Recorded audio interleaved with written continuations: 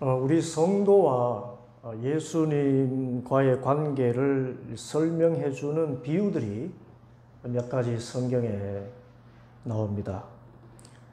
신랑과 신부, 또 포도나무와 가지, 그렇게 비유로 들기도 합니다. 그리고 또 한 가지 우리에게 익숙한 것이 바로 오늘 본문의 말씀처럼 양과 목자의 비유입니다. 예수님을 목자로, 그리고 우리를 양으로 묘사한 것입니다. 그런데 왜 하필이면 양과 목자를 예로 들었을까요? 그리고 왜 많고 많은 동물 중에 하필이면 우리를 양에다가 비유를 했을까요? 사실 이스라엘 사람들에게 이런 설명은 필요하지 않았습니다. 왜냐하면 그들이 목자와 양의 관계를 너무나 잘 알고 있었기 때문입니다. 예수님께서 우리와 예수님과의 관계를 많고 많은 동물 중에 양과 목자로 든 이유가 있습니다. 양은 가장 약하고 어리석고 또 우둔한 동물의 표상이라고 할 수가 있습니다. 순한 이미지지만 그만큼 우둔해요. 또 시력이 좋지 않아서 멀리 보지 못하고 바로 앞에 있는 것만 봅니다. 또 길을 잃어버리면 혼자서는 찾아올 수 없는 전형적인 길치 동물이라고 합니다.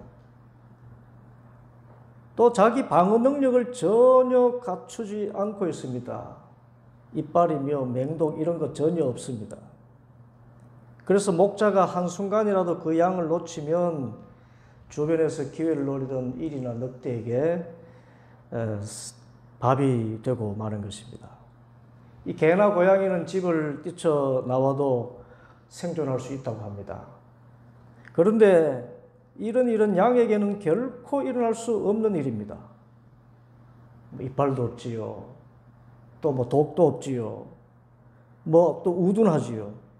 다리도 숏다리여서 뛰어봐도 별 진전이 없습니다. 빨리 쫓아오는 일이나 늑대를 따돌리는 것은 상상도 할 수 없는 일입니다. 그리고 목자의 돌봄과 통제가 없으면은 풀을 마음껏 뜯다가 뒤뚱거리다가 나뒹굴어지기라도 하면은 혼자 못 일어나는 것입니다. 바둥바둥거리고 누워 있습니다. 그래서 목자의 지팡이 끝이 그렇게 둥글게 되어 있다고 합니다. 혼자 못 일어나는 양들을 일일이 목에다가 그 지팡이를 걸어서 이렇게 세워주는 지팡이라고 합니다. 또 제멋대로 아무 길이나 가는 양의 다리를 탁 걸어서 가지 못하게 잡아채는 그런 지팡이의 역할이 있다고 합니다. 여하튼 목자로부터 이탈한 양, 그것은 바로 고립이고 방황이고 죽음으로 이어질 수밖에 없습니다. 그래서 목자와 양의 관계로 왜 예수님과 우리의 관계를 정하셨는가? 그것은 바로 이 관계는 절대적인 관계라는 것을 말씀하고 있어요. 이 절대적이라는 것은 다른 말로 하면 생존과 관계된 것입니다. 포도나무가 가지에서 떨어지면 열매를 맺지 못한다. 이것도 생명관계지만 목자와 양의 관계에서 양이 목자를 떠나면 살 수가 없는 그 생존의 관계, 생명의 관계가 바로 목자와 양의 관계라는 것입니다. 그래서 이런 생명관계를 전제하고 예수님께서 나는 목자고 너희는 양이다, 그렇게 말씀하신 것입니다. 그런데 오늘 말씀을 보면 예수님은 목자는 목자이신데 어떤 목자라고 스스로 말씀하십니까? 선한 목자라고 말씀하십니다. 오늘 보면 요한복음 10장 14절입니다. 나는 선한 목자이다. 나는 내 양들을 알고 내 양들은 나를 안다. 예수님은 선한 목자 예수님이십니다. 그러면 예수님이 어떤 목자이시길래 선한 목자라고 하셨을까요? 그 첫째로 선한 목자 예수님은 사랑으로 양들을 돌보시는 강력한 능력을 가진 목자라는 의미입니다. 사랑으로 양들을 돌보시는 강력한 능력을 가진 목자. 그 의미가 선한 목자 뜻입니다. 이 선하다는 헬라 칼로스는 강력하다는 뜻이 제일 의미예요. 선하다 할 때 우리는 착하다 이런 생각을 먼저 하는데 성경 원어에서 선하다 하는 것은 강하다, 강력하다는 뜻이 제일 우선되는 뜻입니다. 그래서 선한 목자 예수님은 이리와 늑대를 강력한 힘으로 물리치시고 양들을 보호하시는 그런 목자이심을 뜻합니다. 그런데 그것을 또 표현하신 말이 양의 문이라는 말입니다. 7절 말씀, 내가 진정으로 진정으로 너에게 말한다. 나는 양이 드나드는 문이다. 이 개역 성경에서는 양의 문이다 라고 직설적으로 표현했습니다. 왜 예수님이 스스로를 양의 문이라고 하셨을까요? 앞선 요한복음 10장 1절에서 6절까지 말씀에서 보면 양의 우리를 지키는 문지기가 따로 있지 않았습니까? 문지기가 있다가 목자가 참 목자가 오면 문을 열어주지 않습니까? 그래서 양을 이끌어내도록 하지 않아요. 그리고 그 양의 문이 있는데 이번에 예수님께서 하신 말씀은 나는 양의 문이다. 그렇게 스스로를 지칭했습니다. 이것은 이스라엘의 양치는 문화를 알아야 됩니다. 이스라엘의 목자들은 양을 치되 고기로 먹는 목적보다는 털을 깎는 목적으로 목양을 했습니다. 그리고 새끼 양이 태어나면 그 양에게 이름을 붙여주고 뽀뽀도 하고 쓰다듬고 안고 자기도 하면서 거의 반려동물처럼 그렇게 키웠어요. 마치 가족처럼 생각하며 돌보는 것이 목자였습니다. 그래서 들판에서 양을 먹이다가 이 원래 우리가 있지만 그 원래 우리에서 멀리 떨어진 곳에 나왔다면 그리고 또 밤이 되었다면 그런 경우를 대비해서 임시로 만들어 놓은 울 같은 것이 있는데 그 울은 돌담을 쌓아서 우리 모양으로 만들어 놓은 곳이었습니다. 당연히 양들을 들이기 위해서 출입 공간을 두었는데 목자가 하는 일은 그 출입 공간에 마치 문처럼 거기에 자리를 펴고 누워 지키는 것입니다. 앉아서 지키기도 하고 그 앞에서 누워 자기도 합니다. 마치 문과 같아요. 지팡이를 손에 잡은 채 양들을 보호하고 지키려고 울 앞에서 누워 자는 것입니다. 그래서 목자가 곧 양의 문이고 양의 문이 곧 목자인 것입니다. 그만큼 양들을 자기 가족처럼 사랑하는 목자라는 뜻입니다. 또 그만큼 양들을 보호하고 지키는 이 양들 편에서 보면 세상에서 가장 강력한 힘을 가진 지킴이가 목자인 것입니다. 이것이 나는 양의 문이라고 선포하신 말씀의 뜻입니다. 그런데 영적으로 양의 문이라는 뜻은 더 깊은 차원을 말씀합니다. 8절에서 예수님의 말씀입니다. 나보다 먼저 온 사람은 다 도둑이고 강도이다. 그래서 양들이 그들의 말을 듣지 않았다. 반대로 나는 그 문이다. 누구든지 나를 통하여 들어오면 구원을 얻고 드나들면서 꼴을 얻을 것이다. 여기서 예수님보다 먼저 온 사람은 다 도둑이고 강도라고 했는데 예수님보다 먼저 온 사람이 누구일까요?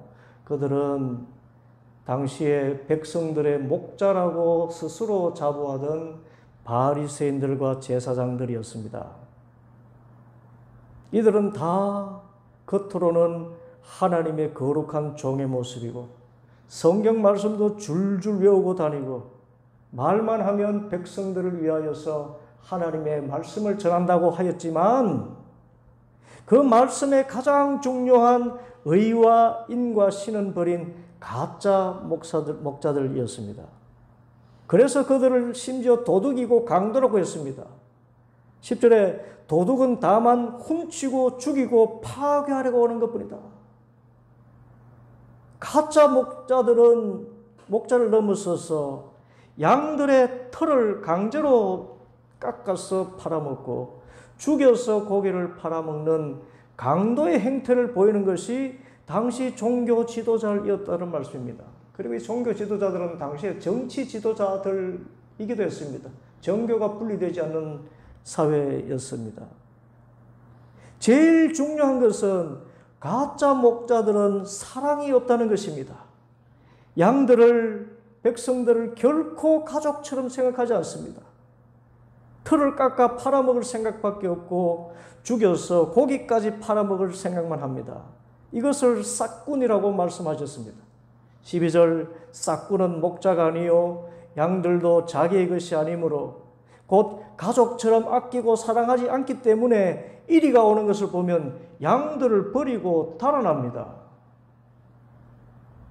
반대로 선한 목자이신 예수님은 양들을 하나님의 가족, 자신의 지체로 생각하시기에 이리가 오는 것을 보면 양의 문으로 계시다가 벌떡 일어나서 온 몸으로 이리와 늑대를 막아서시고 이것을 물리치시는 사랑이 깊으신 목자, 또 그 힘에 능력이 강력한 목자이십니다. 한마디로 선한 목자 예수님은 사랑으로 양들을 보이시는 강력한 능력을 가지신 목자이십니다. 그러므로 우리가 예수님을 생각할 때 가장 먼저 생각할 것은 예수님은 나를 자신의 그 혈육, 가족처럼 아끼고 사랑하신다는 사실입니다. 여러분, 예수님께서 우리를 양이라고 할 때는 양고기 팔아먹고 양털 깎아서 팔아먹는 그런 의미에서 양이 아닙니다. 이 양들을 지키고 보호하며 가족처럼 아끼고 사랑하는 사랑의 목자라는 그런 뜻입니다. 예수님은 결코 내 털에 욕심내지 않고 내 고기를 탐내지 않으십니다. 오히려 예수님을 통하여 우를 드나들면 신선하고 맛있는 꼴을 먹고 영적으로 생명의 꼴을 받고 그 영혼이 믿음의 결국인 구원을 얻게 된다고 주님 말씀했습니다. 여러분, 우리의 선한 목자 예수님은 나에게 생명의 꼴을 풍성히 먹게 하시고 또 나의 영혼을 구원의 길로 인도하시는 사랑의 목자이심을 꼭 기억하시기 바랍니다. 목자와 양이라고 할 때 그 목자는 사랑입니다. 사랑입니다. 이것이 예수님께서 우리의 목자 되어 주신 이유고 이 세상에 오신 목적입니다. 10절 후반절의 말씀인데 선한 목자 예수님을 보여주는 매우 감사한 말입니다. 우리 10절 말씀 함께 읽습니다. 도둑은 다만 훔치고 죽이고 파괴하려고 오는 것뿐이다. 그러나 나는 양들이 생명을 얻고 또 더 넘치게 얻게 하려고 왔다. 아멘. 여러분, 세상에서 소위 목자라고 자부하는 자들, 그들의 본심은 훔치고 죽이고 파괴하려는 것뿐이라고 주님 말씀했습니다. 이 말씀은 특별히 이 시대에 가짜 종교 지도자들에게 하신 말씀이고 실제적으로는 정치 지도자들에게 하신 말씀입니다.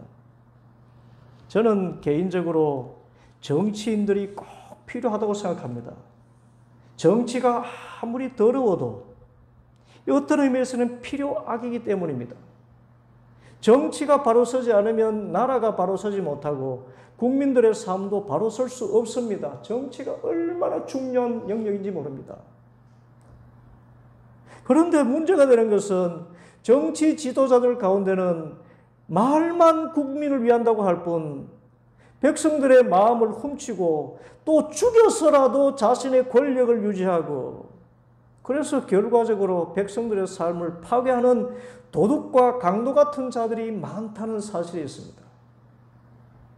그래서 제가 제일 싫어하는 말이 정치인들이 자신들의 사욕 또 정당의 그 이익을 위해서 그런 일을 저지르면서 이것은 국민의 뜻이다.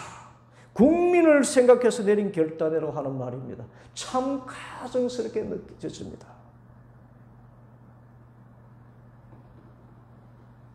그래서 다만 기독 정치인들이 정치의 중심에 서서 예수님같이 정말 백성들을 위하는 목자, 국민을 섬기는 공복으로서 그런 정치인들이 나오기만을 기도할 뿐입니다. 그러려면 어떻게 할까요? 정치 일선에 나서 있는 기독 정치인들이 예수님을 바로 믿어야 됩니다.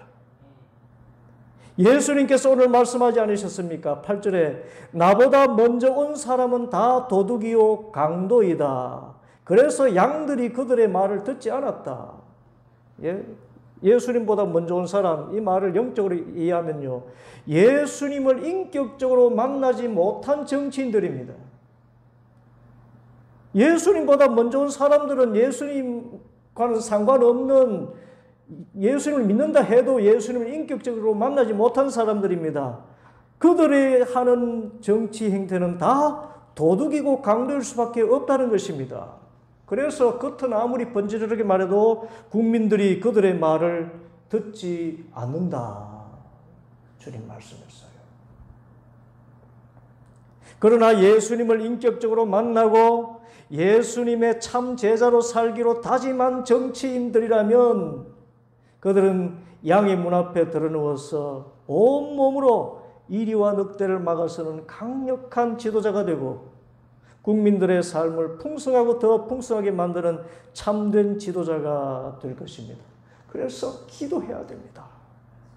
주님, 이 땅에 기독인 지도자들이, 다른 지도자들은 신경 쓸 거 없어요.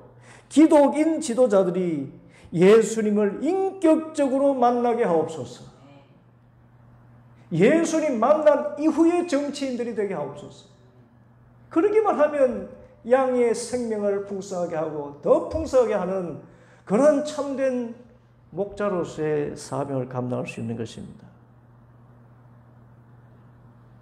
그런데 예수님이 양들이 생명을 얻고 또 더 넘치게 얻게 하려고 왔다고 말씀하신 것은 이런 종교 정치 지도자들과는 완전히 다른 차원이 있습니다. 그것은 영적인 의미입니다.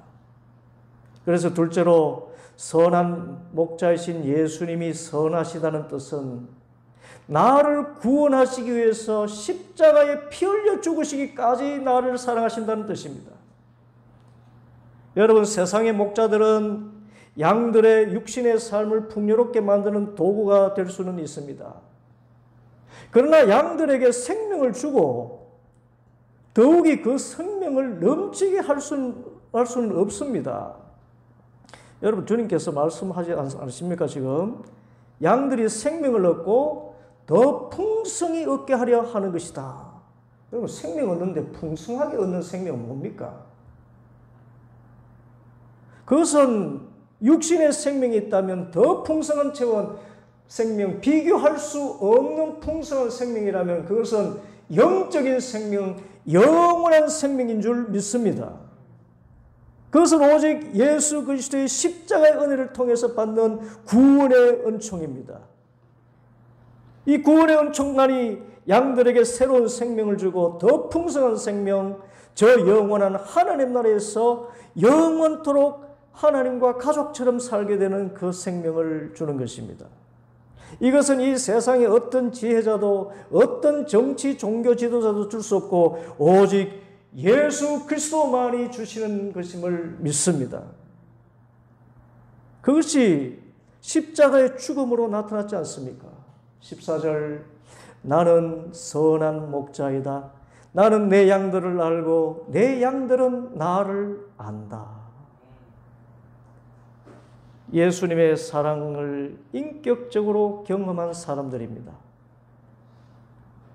예수님을 아는 양들이란 예수님을 인격적으로 만난 사람들입니다.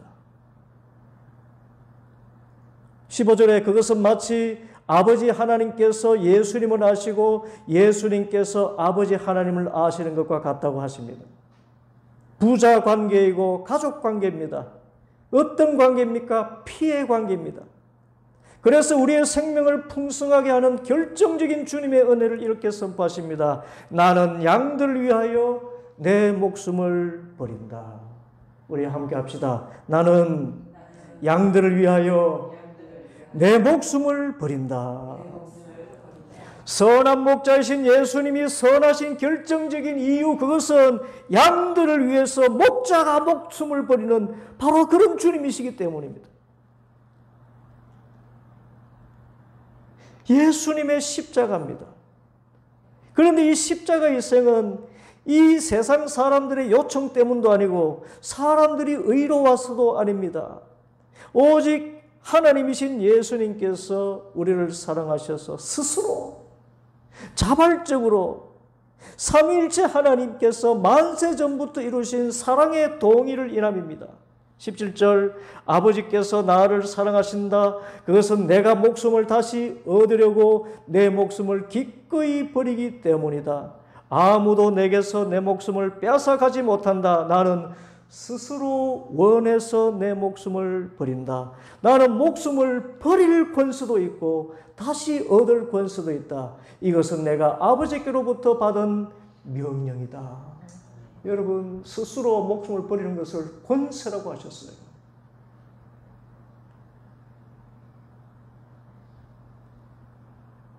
본질상 하나님이신 하나님의 아들 예수님이 아버지 하나님께로부터 받은 명령은 양들을 위해서 목숨을 버리되 스스로 원해서 버리시는 것이었습니다. 삼위일체 하나님이 동의하신 것이니 그 자체로 스스로 원해서 하신 일이 양을 위해서 목자가 목숨을 버리는 것이었습니다.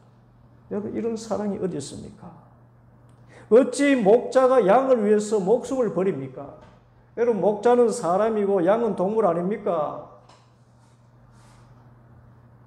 이것은 비유지만 하나님이신 예수님께서 육신을 입으시고 이 세상에 오신 것 자체가 기이한 사랑인데, 이 세상의 온갖 탐욕과 죄로 말미암아 죽을 운명에 처한 우리 인간들을 구원하시고 예수님께서 십자가에 피 흘려 죽으신 것입니다. 이런 기이한 사랑이 어디 있습니까?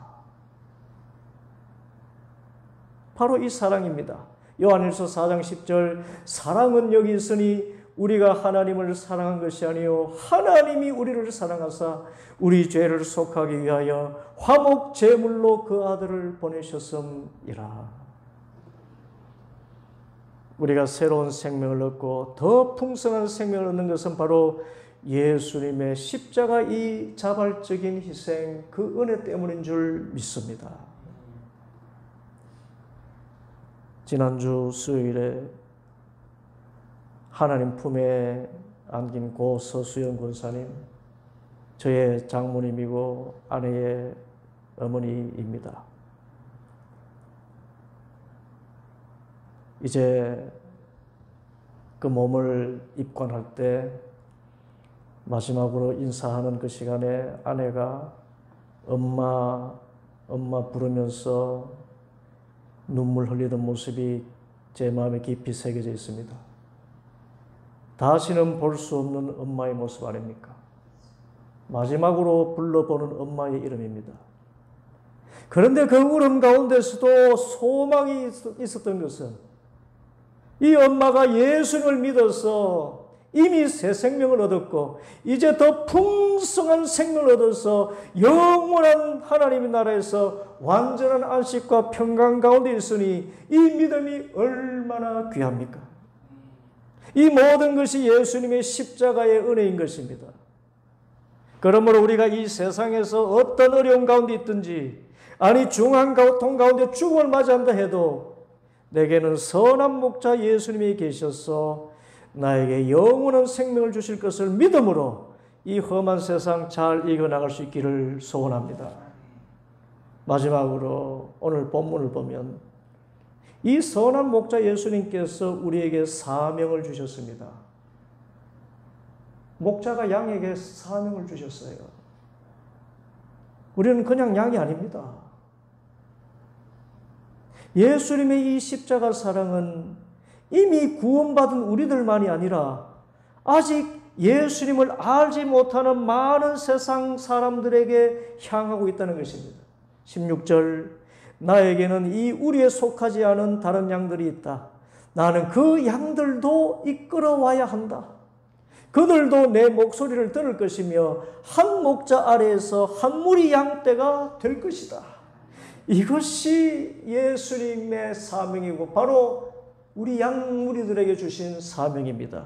한 목자 아래에서 한 무리 양떼가 될 것이다. 너희는 양들로서 이 우리 밖에 있는 다른 양들을 목자에게 인도하여서 함께 한 목자 아래 한 무리의 양떼를 이루어라. 여러분, 이 일을 주님께서 얼마나 기뻐하시는지요. 비유로 말씀하셨습니다. 누가복음 15장 4절, 너희 중에 어떤 사람이 양 100마리가 있는데 그 중에 하나를 잃으면 99마리를 들에 두고 그 잃은 것을 찾아내기까지 찾아다니지 아니하겠느냐. 또 찾아낸 적 즐거워 어깨에 메고 집에 와서 그 벗과 이웃을 불러 모으고 말하되 나와 함께 즐기자. 나의 잃은 양을 찾아내었노라 하리라. 내가 너에게 이르노니 이와 같이 죄인 하나 한 사람이 회개하면 하늘에서는 회개할 것 없는 의인 99으로 말미암아 기뻐하는 것보다 더 하리라.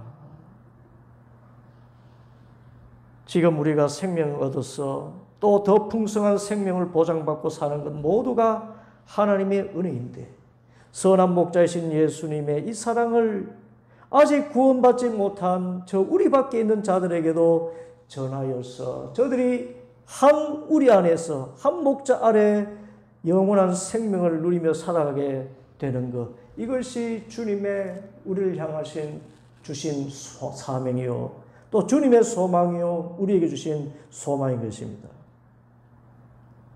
예수님이 바라시는 참된 양떼들, 곧 지금 이 우리에 속하지 않은 세상의 모든 양들이 주님의 목소리를 듣고 한 목자 예수님 아래에서 한 무리 양떼가 되는 그날을 소망하며 우리에게 맡겨주신 귀한 이 사명을 잘 감당하는 복 있는 성도들 되기를 간절히 소원합니다. 기도하겠습니다.